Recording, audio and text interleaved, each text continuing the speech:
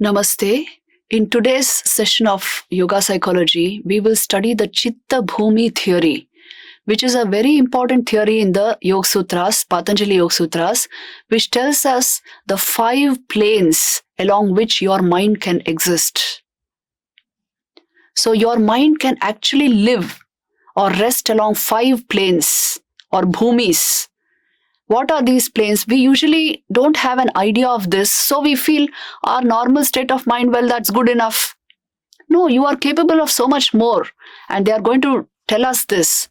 But before we enter into this, please understand that your entire knowledge, perception, clarity depends on the state of your mind. If the state of mind is perpetually calm, balanced, and well regulated, if you are balanced from within yourself, if there are no strong negative conditioning or compulsive habits of mind, you will maintain a harmonious state of higher awareness. You are vitally alive. That itself means you are intensely aware. Please see this.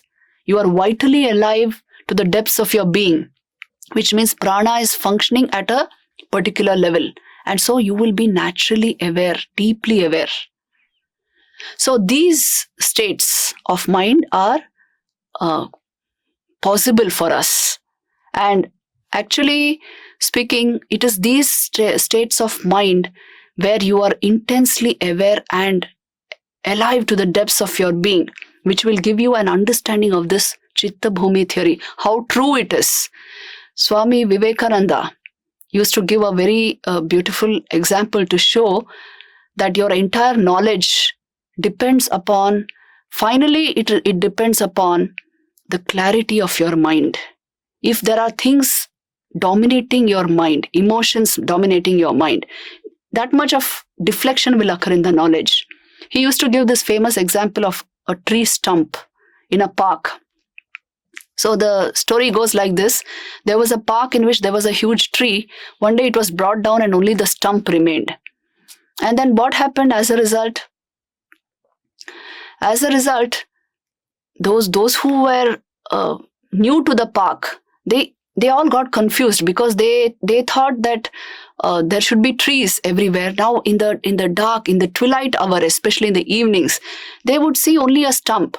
Now when children would come to play there, as it grew darker, children are frightened of ghosts, so they concluded that that's a ghost there, not a tree stump. Then a thief came there. He had robbed somebody and he was running away. So as soon as he saw the stump in that twilight hour when it was quite dark, he thought that was a policeman and he ran away in the opposite direction. The policeman came there in search of the thief and he thought that black spot there must be the thief. A lover comes there searching for his beloved and he thinks that's the girl sitting there. So each one who came there only saw what was predominant in their minds.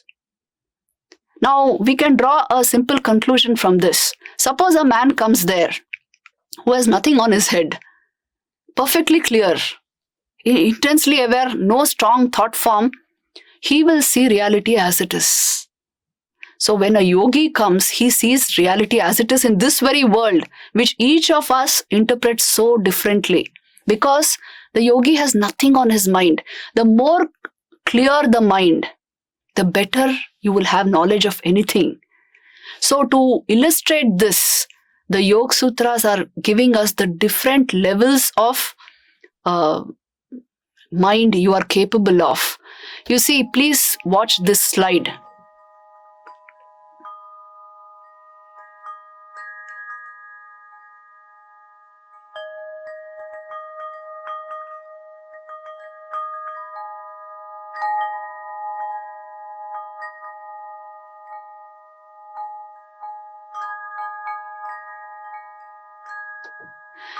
The first state of mind is described as mudha, which means the donkey state.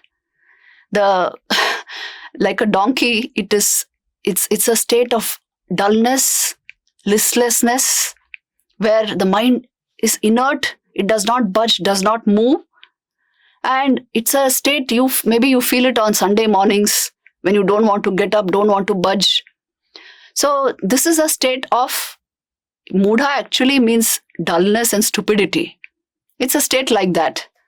The second state which your mind is capable of is called the kshipta state. This is also called the monkey state. Because you are in the kshipta state, you are agitated, restless, flitting from one thing to the other, and like children, very restless. The third state is called the vikshipta state. It is also called the butterfly state. Like settling on a flower, again moving to the next, You are preoccupied with something, but flitting again. And it's not a state of complete absorption into anything. But the next state, ekagra state, it is a state of great concentration, calmness, and attentiveness, where you are absorbed into something. So this is a state of great restraint and mastery. Ekagra state should actually be our default state. And the final state, niruddha state, is the state where you have completely mastered the mind and you have awakened into awareness. So whatever you focus on, you just absorb the complete knowledge of that thing.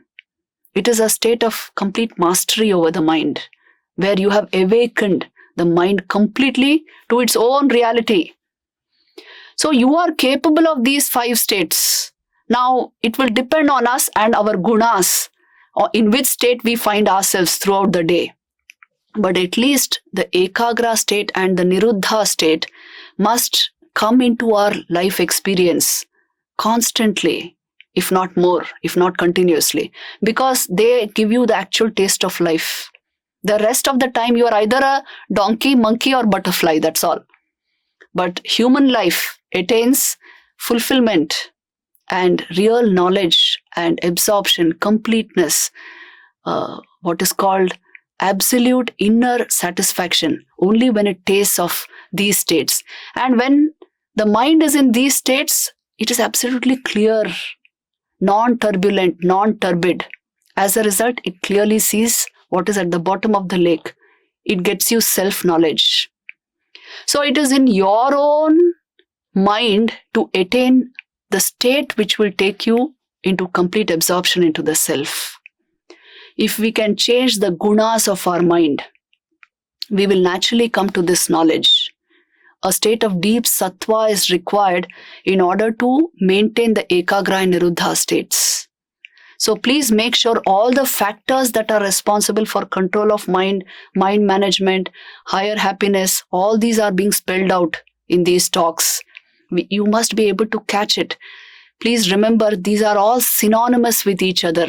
High level awareness is equal to low level thought, is equal to getting rid of low levels of erratic thought. It is again equal to high levels of vitality. The more you are vitally alive, the more intensely aware you will be in mind. And it is equal to greater and greater happiness. You understand that happiness is actually a function of your awareness. It's an exponential function of your awareness. The more the awareness, the more happy you will be. Otherwise, the more clouded you will be. So, this is the whole point. What state of mind we manufacture will determine our experiences in life. Thank you very much.